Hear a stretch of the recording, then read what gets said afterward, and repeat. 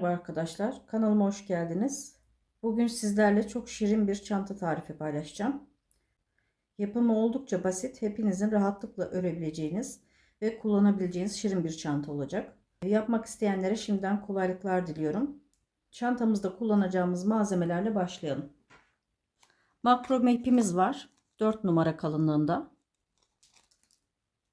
Yeşil bir makrome ipi seçtim ben. Köpeğimizin kendi vücudunda kullanacağımız cappuccino rengi Nako Cotton Luxe, renk kodu 97557. Bunları açıklama kısmında da ayrıca vereceğim zaten size. Açık tonda bir yeşilimiz var yine. Gazal Baby Cotton olarak geçiyor bu da. Renk kodu 3449. İlla ki bu renklerden yapmak zorunda değilsiniz. Size de uygun olan renkleri kullanabilirsiniz. Hoşunuza gidecek başka renklerde kullanabilirsiniz. Bir tane fermuarımız var.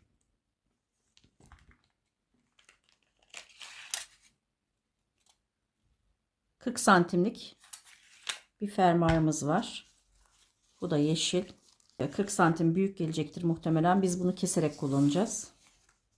Vidalı gözlerimiz var. Siyah. 2 adet.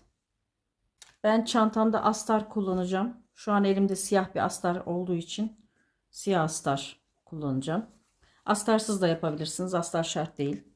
Zaten makrome ipi sert düşeceği için astar kullanmak zorunda değilsiniz. Tığımız 2,5 milimetrelik tığ. Şimdi ilk önce şöyle bir yuvarlak bir parça yapacağız. Bundan 2 tane yapacağız. Bunun için makrome ipimizi alıyorum.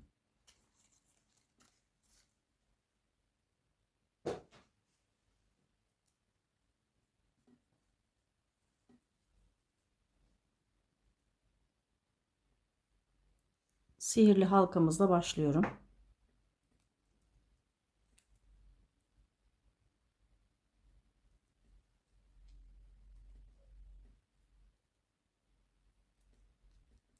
Altılı sihirli halka yapıyoruz. 1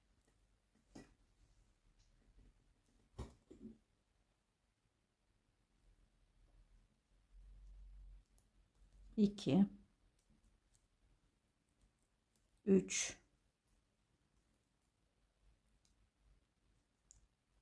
4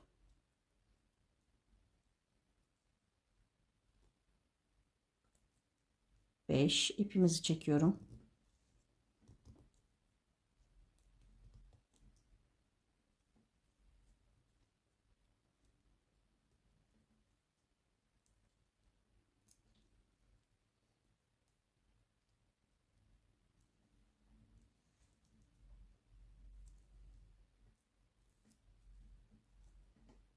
6. Şimdi her sık iğneye çift batacağız.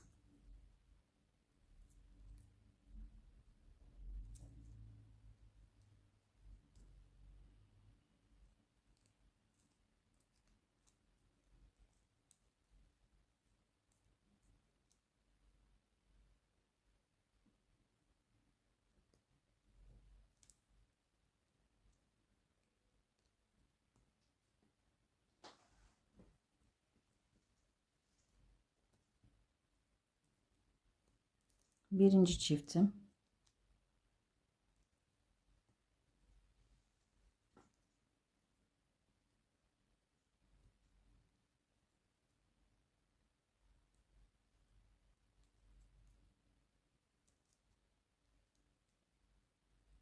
İkinci çiftim.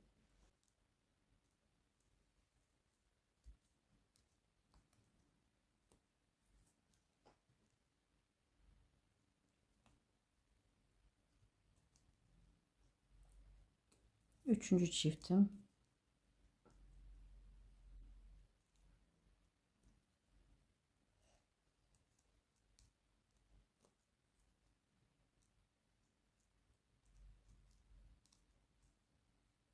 Dördüncü çiftim.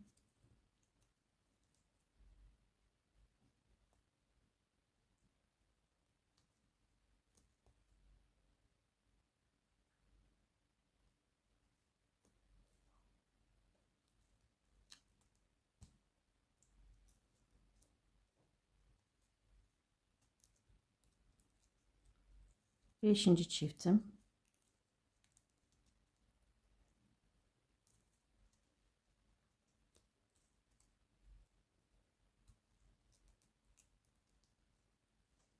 Altıncı çiftim. Bu alttan yürüttüğümüz ipi de ucunu hafif yakarak arkaya yapıştıracağız. Şimdi ipin arkasını hafif yapıp arka tarafına yapıştırıyorum.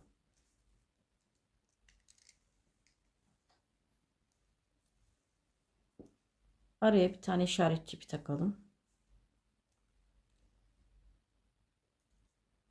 Şimdi bu üst sıramızda bir sık iğne, bir artır yapıyoruz.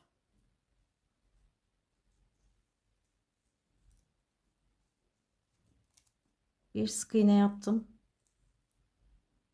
Yanındakine çift batıyorum. Yani artırıyorum.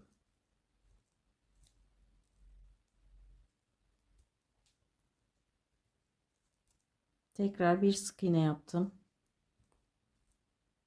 Yanındakine çift batıyorum.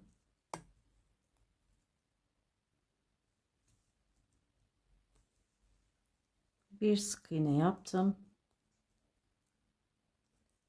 Yanındakine çift batıyorum. Sıra başına kadar bir sık iğne, bir artır yaparak gelelim.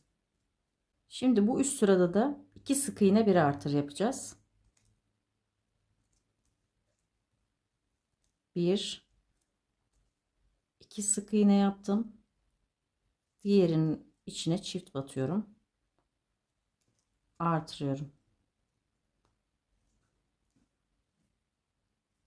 Tekrar 1 2 sık iğne yaptım. Diğer sık iğneme çift batıyorum. Sıra başına kadar 2 sık iğne, bir artır yapıyoruz. Daha sonra her sıramızda artırmalarımıza devam edeceğiz. Bu sırayı bitirdikten sonra bu sıra 2 sık iğne, bir artır olarak devam edecek. Bundan sonraki sıra 3 sık iğne, bir artır, 4 sık iğne, bir artır, 5 sık iğne, bir artır, 6 sık iğne, bir artır, 7 sık iğne, bir artır, 8 sık iğne, bir artır, 9 sık iğne, bir artır, 10 sık iğne, bir artır, 11 sık iğne, bir artır ve en son sıramızda 12 sık iğne, bir artır yaparak sık iğne sayımızı 84'e çıkartacağız. 84 sık iğne olana kadar artırmalarımızı devam ettirelim. Evet, en son sıramızda 12 sık iğne, bir artır yaptık ve sık iğne sayımız 84 şu anda. Şimdi bir tane kaydırma yapıyoruz.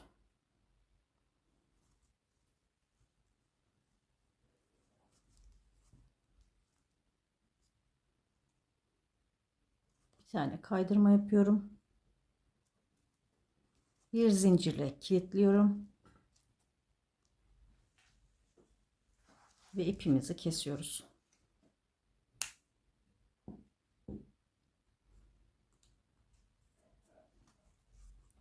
İşaret ipimizi de çıkartalım.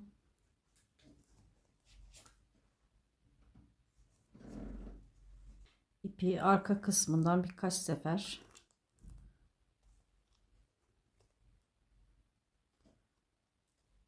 geçirelim.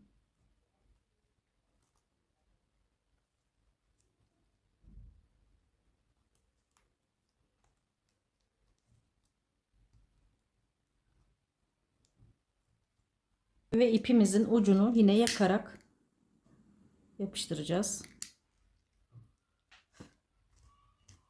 Şu şekilde yapıştırdım. Evet, bu parçamız da hazır.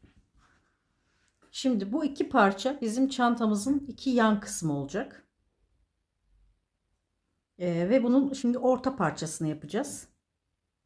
Ortadaki dikdörtgen parçayı yapacağız. Onun için ipimizi alıyorum.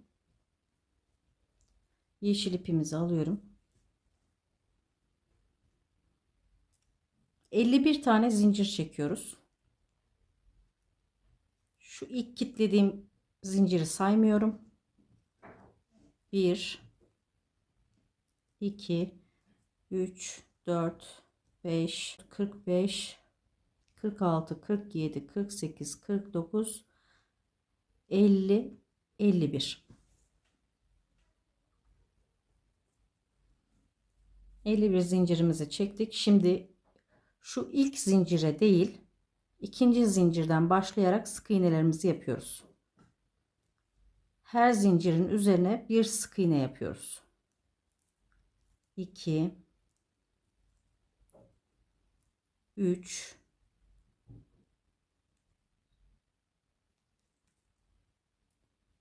4 5 toplamda 50 tane sık iğne yapmış olacağız. 48 49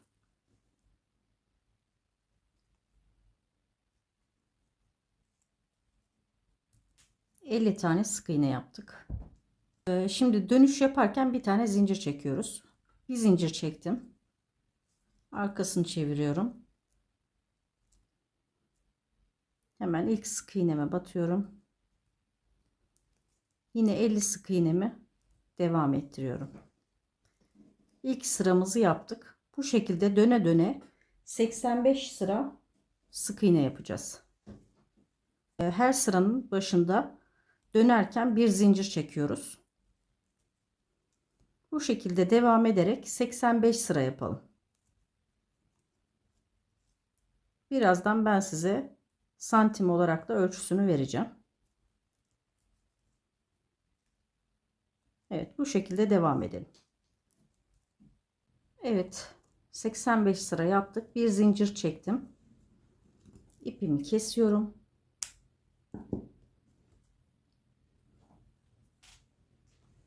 Arka kısmından ipi birkaç sefer yürüteceğim.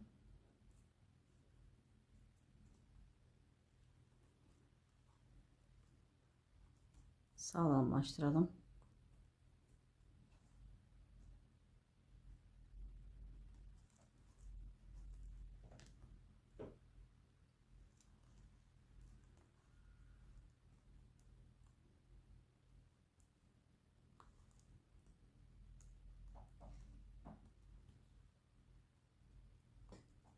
Evet, ipimizin ucunu yakıp yine arka kısma yapıştırıyoruz.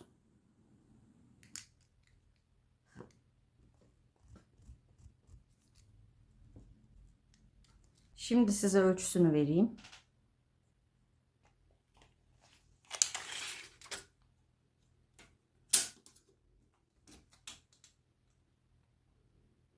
...45 santime 29 santim bir parçamız oldu. Şimdi ilk önce astarlarını dikeceğiz tabi ama şu şekilde basit bir şekilde göstereyim size. Bu parça yuvarlak parçamızın etrafında dolanacak büyüklükte olması gerekiyor. Şu şekilde. Böyle ölçüp kontrolünü yapabilirsiniz. Şu arada sadece bir fermuar payı olacak. Evet, şimdi astar parçalarımızı hazırlayalım. Evet, parçalarımızı bu şekilde astarlarını iğneledim. İçine kıvırarak ters yüzeyine. Bu yuvarlak parçamız. Bu da yuvarlak parçamız. Bunu da iğneledim. Şimdi dikdörtgen parçamızı da iğneledim. Sadece tek ucunu bıraktım. Şimdi şu uç kısmını birlikte iğneleyeceğiz. Uç kısmından fermuar payını bırakıyoruz. Burada fermuar payı ben şu kadar bıraktım. 2 sıra olacak şekilde. Diğer kısımdan da yine fermuar payını bırakarak 2 sıra alttan iğnelememizi yapıyoruz.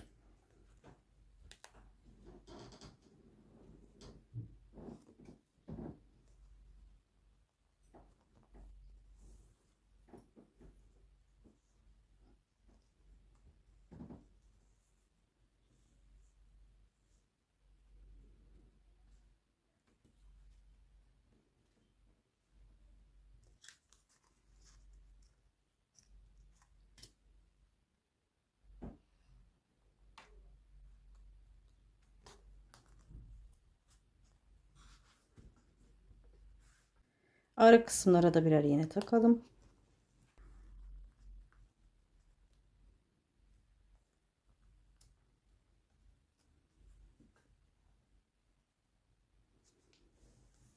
Evet, iğnelememizi tamamladık. Şimdi dikeceğiz bunu. Evet, ipliğimizi iğnemize geçirdik. Şimdi herhangi bir noktadan girip astarımızı dikiyoruz. Bir astardan bir örgü parçamızdan alıyorum.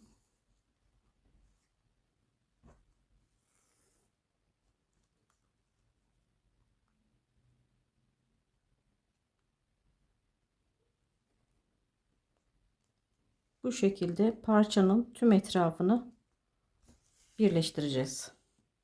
Bütün parçalarımızı bu şekilde hepsini dikiyoruz.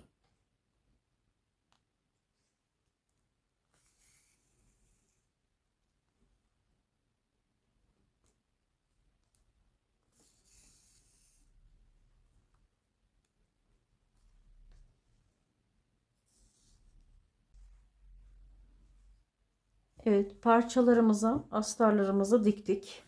Bu büyük parçamız. Bunlar da ufak parçalarımız. Bu şekilde diktik. Şimdi fermuarımızı yerleştireceğiz. Fermuarımızı komple açıyorum. Bu şekilde çıkartıyoruz.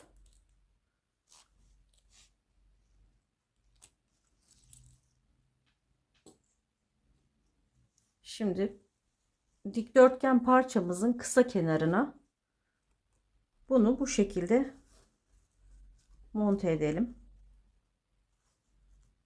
İlk önce iğneleyelim.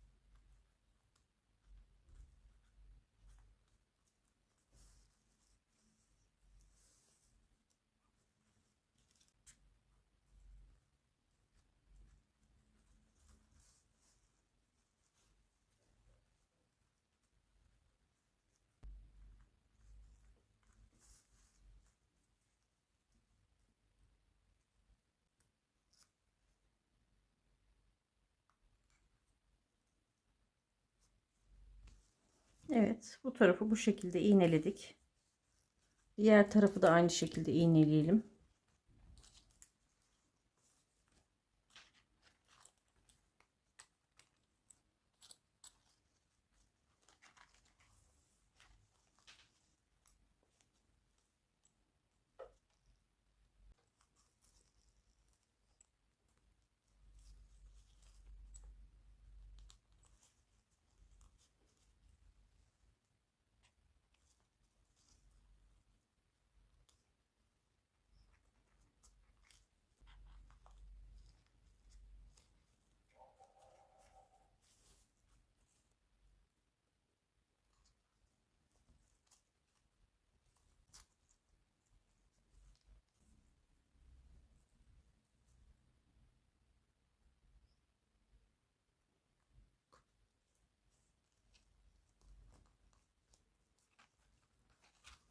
Evet, bu tarafı da iğneledik.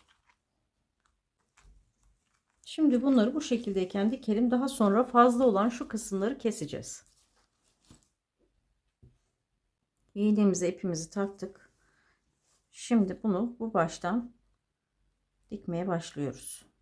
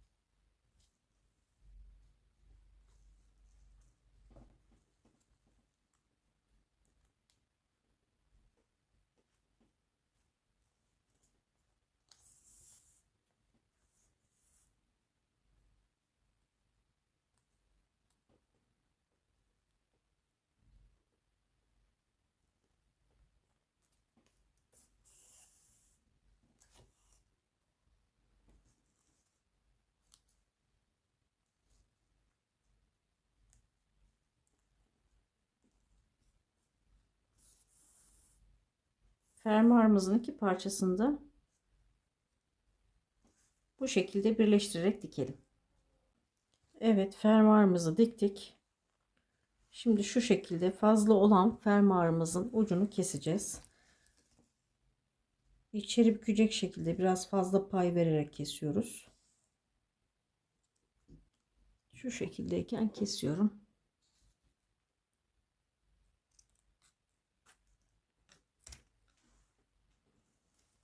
Evet.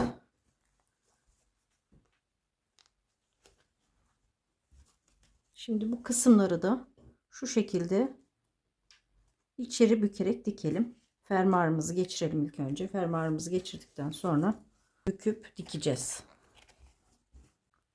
Kestiğimiz yerleri şu şekilde yakıyoruz sökülmemesi için.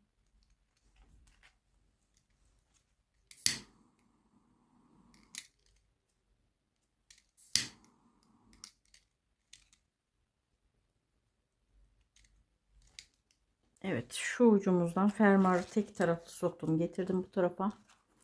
Bu ucumuzdan da fermuarın diğer kısmını yerleştirip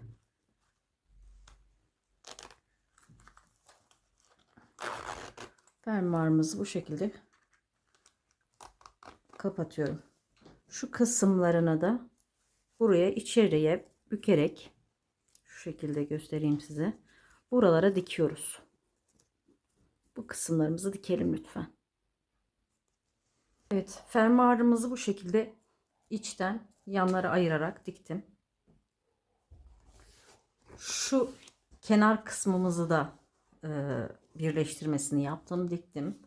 Şimdi diğer kenarın birleştirmesini yapacağım. İğnemizi, ipimizi taktım.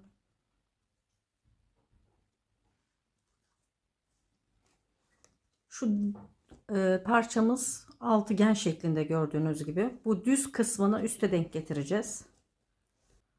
Orta sık iğnesini bulalım.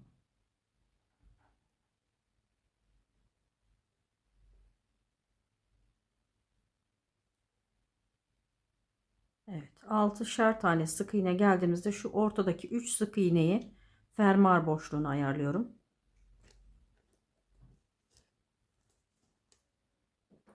3, 4, 5, 6 sık iğne geldim. Şimdi şuradan iğnemizi geçirelim. Arka kısmını yakarak birleştiriyorum.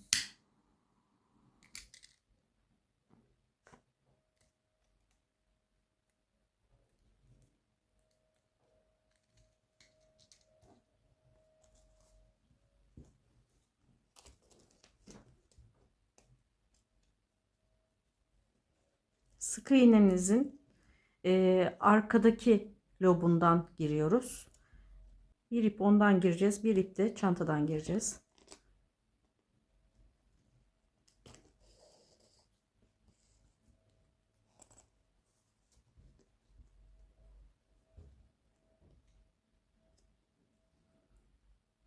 Bu şekilde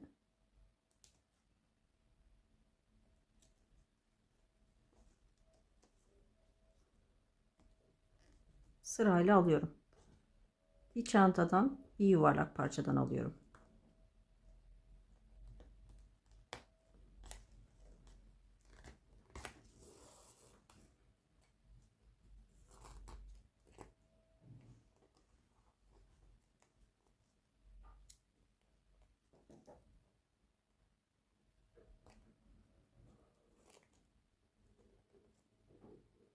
İkisinin de birbirine bakan yüzlerinden alıyorum. Bu şekilde sıkı bir şekilde dikeceğiz.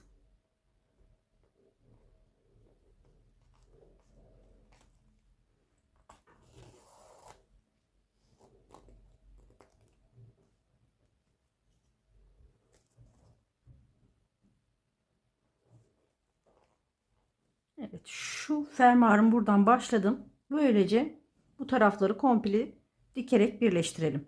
Şu uca kadar geliyoruz ve orada ipimizi yine kesip kenara yapıştırarak kapatıyoruz. Şimdi köpek çantamızın kulbunu yapacağız. Ben bir tanesini yaptım ve diktim. Bu şekilde. Şu uçlarını üçgen gelecek şekilde ayarlıyoruz. Burayı sık iğne yaptım. Bu kısmı da hapishane işi yaptık. Bunun için de yeşil makrome ipimizi alıyoruz. Şu diğer kısmını yapacağız. Diğer kulbunu yapacağız. Yeşil ipimi aldım.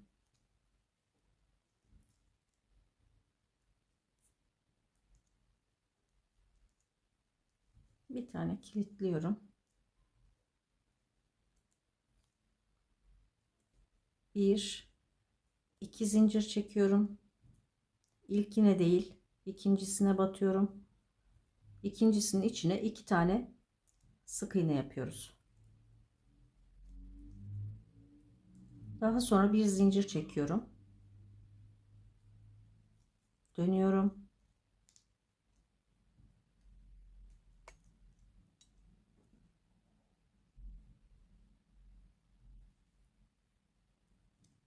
Tekrar sık iğnelerin, iki sık iğnenin üzerine tek batarak tekrar iki sık iğne yapıyorum. Tekrar bir zincir çekiyorum. Çeviriyorum. İlk sık iğnemi artırıyorum. Çift batıyorum.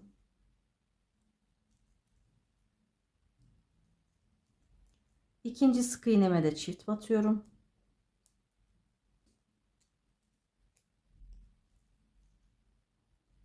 Dört tane sık iğnem oldu. Bir zincir çekip dönüyorum.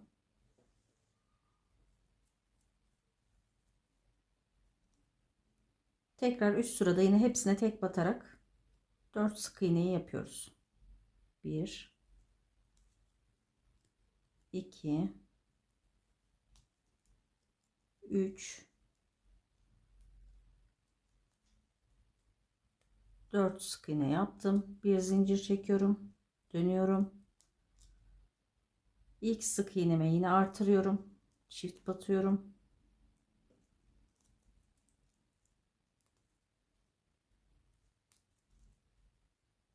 Ondan sonraki iki sık iğneye tek batıyorum.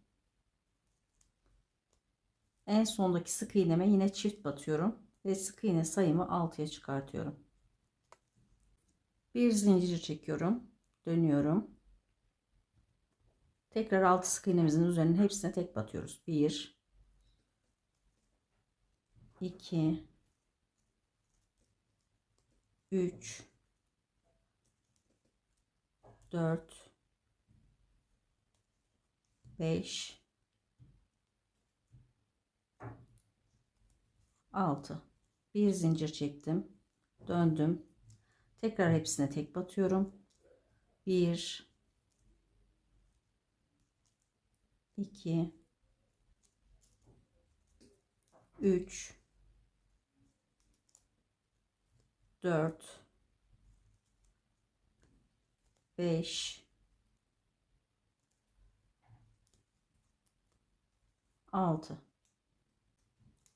bir zincir çekiyorum, dönüyorum, tekrar 6 sık iğne yapıyorum tek batarak.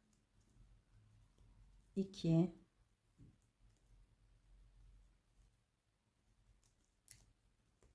3 4 5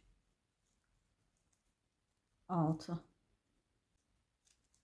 tekrar bir zincir çekiyorum, dönüyorum,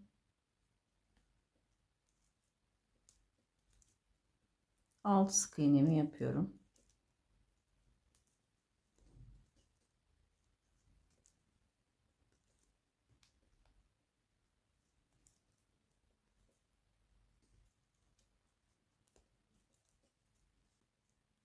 Şimdi burada zincir çekmeden dönüyorum. Hapishane işine başlayacağız. Burada şu ilk kanada şu şekilde bir sık iğne yapıyorum. Bu ilk kanattan alıyorum. Bir tane sık iğne yaptım üstüne.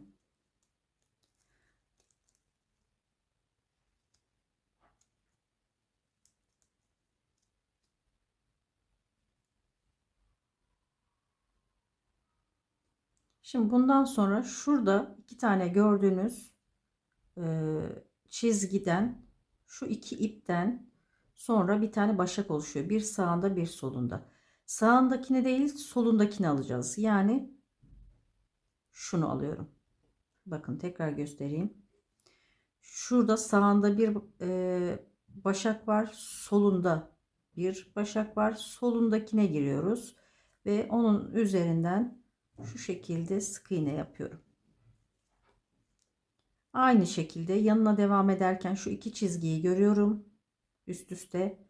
Ondan sonraki sağ değil solundaki ipten alıyorum. Yine iki çizgiyi gördüm. Başağın sağ tarafındaki ip değil sol tarafındaki ipten giriyorum.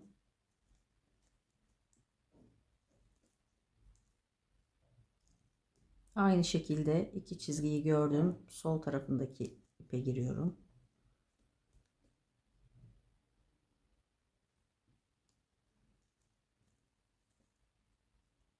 İki çizgi sol tarafındaki ip.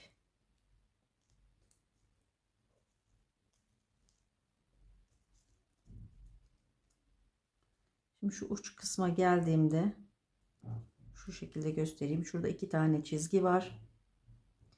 Bu sağındaki, bu da solundaki biraz ayrı duruyorlar. İlk birleşim yeri olduğu için bir sonraki sıralarda bu düzelecek. Buradan alıyorum. Bütün sıralarımızı bu şekilde dolanacağız. Yine geldim. İki çizgi var. Sol tarafındaki ipe giriyorum.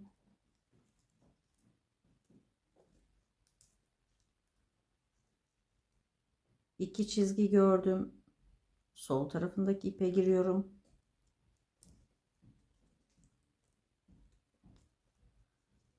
Geldim. İki çizgi var. Sol tarafındaki ipe giriyorum.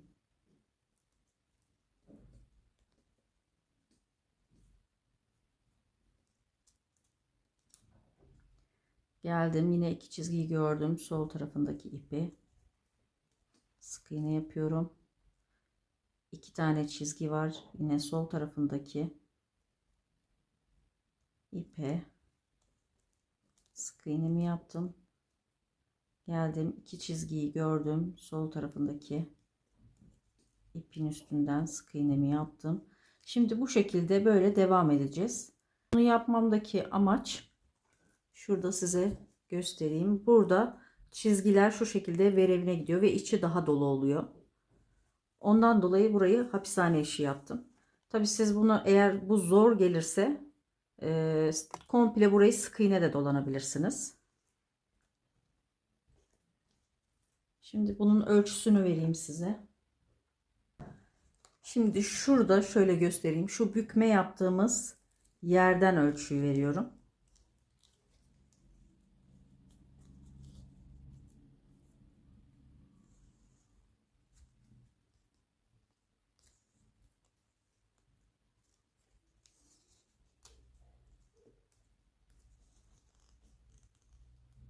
Evet, 34 santim yapmışım.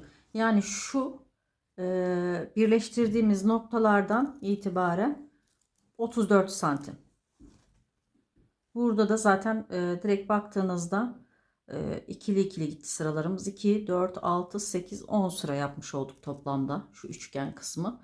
Tabii bunu siz kendi kafanıza göre de ayarlayabilirsiniz. Gözünüze nasıl hoş geliyorsa o ölçüde de ayarlayabilirsiniz. Benim ölçüm bu şekilde. Şimdi burayı yapmaya devam ediyoruz. Bu kısmımızı bitirdik. Uzun kısmımızı. Şimdi şu üçgen kısmımıza geçiyoruz. Burada da aynı üçgeni yapacağız. Şöyle tuttuğunuzda ikiye katladığınızda tam şu arka kısmına gelecek yerde ben sık iğnemi bitirdim. Tam oradan başlayarak tekrar 6 sık iğne alacağız. Şimdi bir zincir çekiyorum ve dönüyorum burada.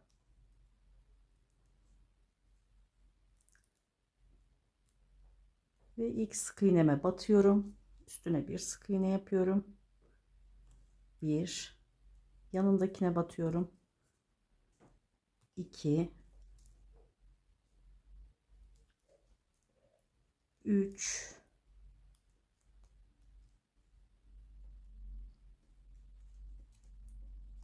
4,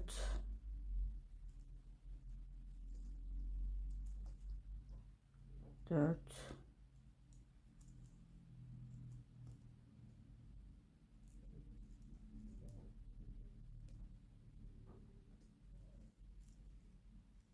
5,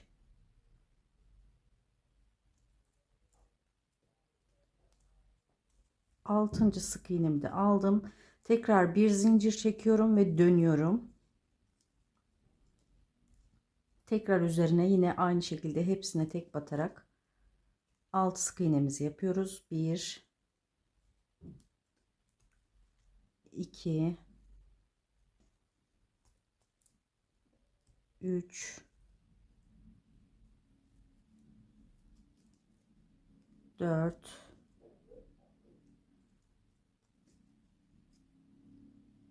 5, 6. Bir zincir çekiyorum. Tekrar dönüyorum. Yine hepsine tek batıyorum. 6 sık iğne yapacağım. 1, 2, 3,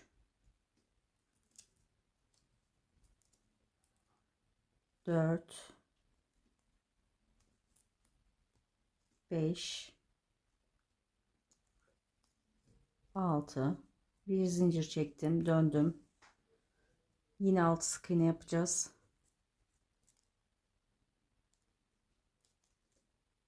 1, 2, 3, 4,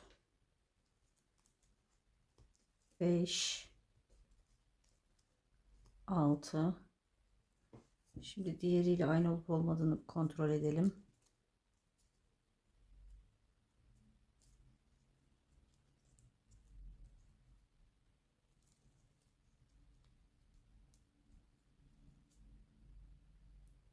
Evet, buradan sonra azaltmalarımızı başlatacağız.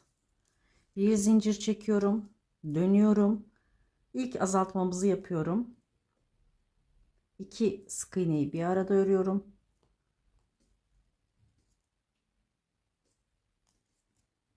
Daha sonraki sık iğneye tek batıyorum. 1, ondan sonrakine de tek batıyorum. 2, son 2 sık iğneyi yine bir arada örüp azaltma yapıyorum. Toplamda 4 sık iğneye düştü. Bir zincir çekiyorum, dönüyorum. 4 sık iğnemizi tekrar örüyorum. 1, 2, 3, 4. Bir zincir çekiyorum, dönüyorum. Yine bir azaltma yapıyorum. Tekrar bir azaltma yapıyorum. Ve sık iğne sayımızı 2'ye düşürdüm. Bir zincir çekiyorum, dönüyorum. 2 sık iğnemizin üzerine tek batıyorum. Tekrar bir zincir çekiyorum, dönüyorum ve son azaltmamızı yaparak bir sık iğneye düşürüyorum. Ve bir zincir çekerek ipimi kesiyorum.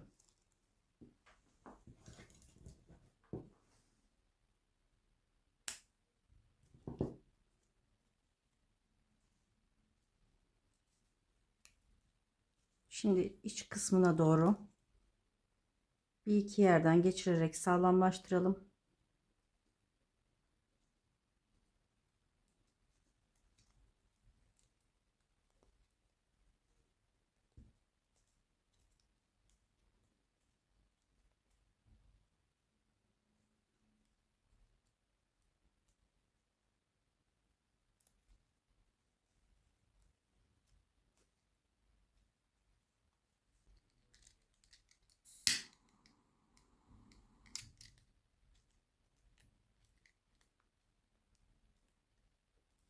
Evet, bu şekilde yapıştırdık.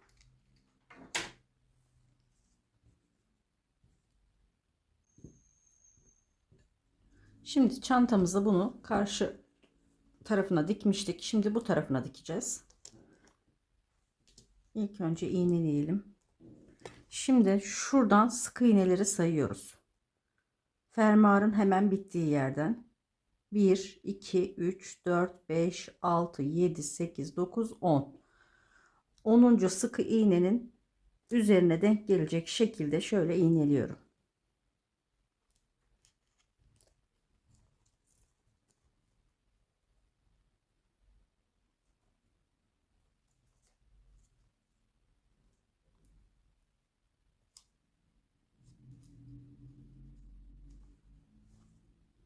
Bu taraftan da aynı şekilde sayıyoruz. 1 2 3 4 5 6 7 8 9 10. Şuna denk geliyor. Bunu da aynı şekilde buraya getiriyorum. Bunu da buradan iğneliyorum.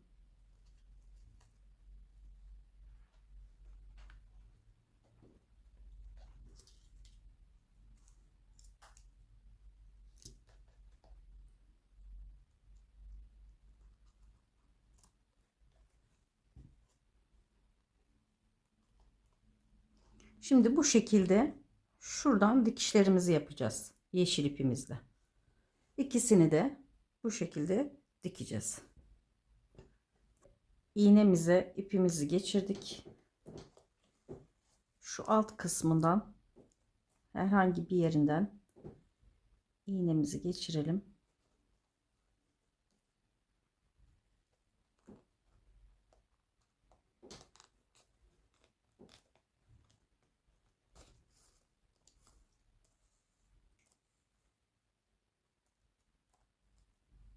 İpimizin ucunu yine burada yakarak yapıştıralım.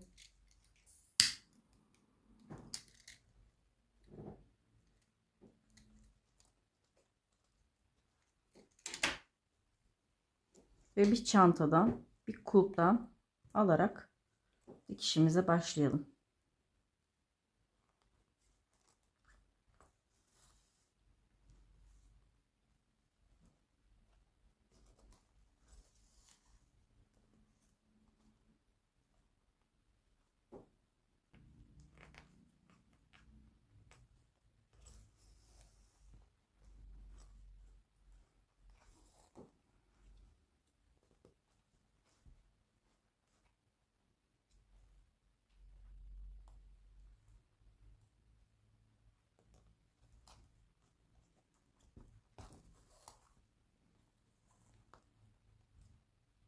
Evet, bu şekilde şu üçgen kısmı bu şekilde gelip böyle dikiyoruz.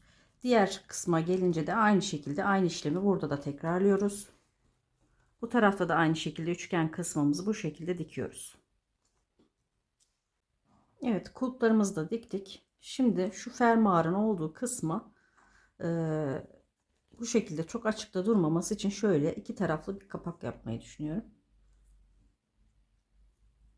Yeşil ipimizi aldım.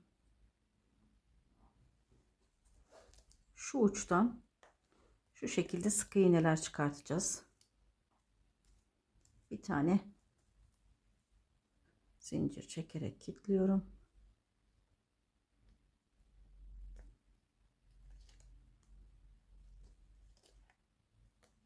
Zincir çektim. Şimdi buraya bir sık iğne yapıyorum.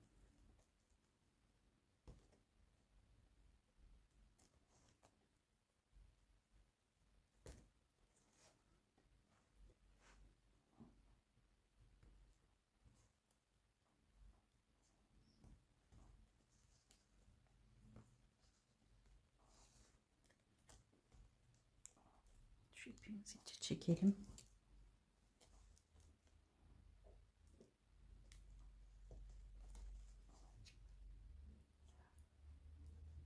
Fermuarımızı açarsak daha rahat çalışırız.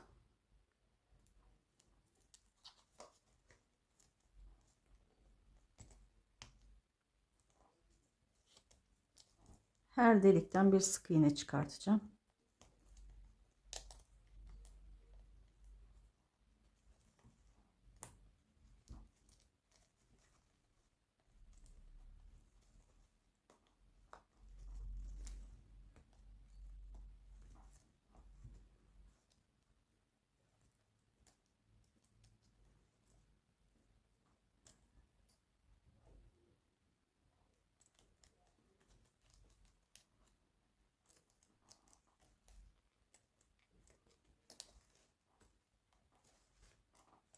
Evet, şu şekilde şuradan başladım, şu uçtan şu uca kadar, şu uca kadar hepsinden birer sık iğne çıkaralım. Evet, bu başa kadar geldim. Hepsinden sık iğnemi çıkarttım. Burada bir zincir çekiyorum ve dönüş yapacağım. Hepsinin üzerine tek batarak devam edeceğim. Şimdi burada döndükten sonra tekrar bir bu tarafa gidiyoruz. Bu başa gelene kadar bir sefer bir gidiyoruz, tekrar geliyoruz. Oraya kadar örüp gelelim.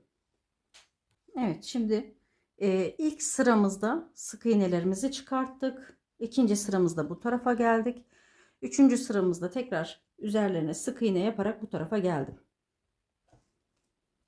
Şimdi burada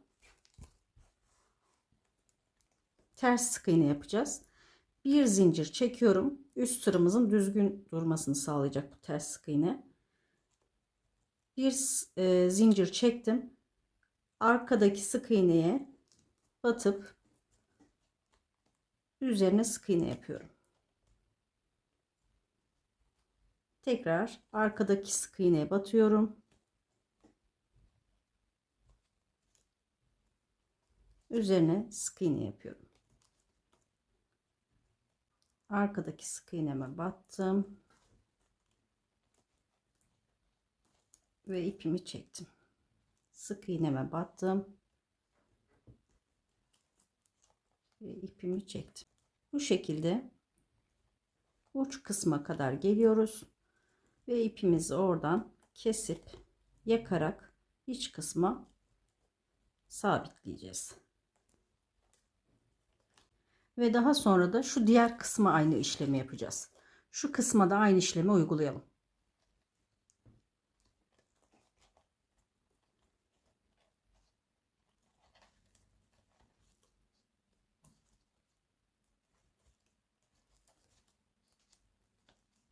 Evet arkadaşlar, çantamızı tamamladık. Bu çantayı bundan sonraki videomuzda köpek şekline dönüştüreceğiz. Aksesuarlarımızı takacağız. Ama hiçbir aksesuar takmadan da bu çantayı bu şekilde kullanabilirsiniz. Günlük yaşamda çok rahat kullanabileceğiniz bir çanta oldu. Büyüklük olarak da ideal.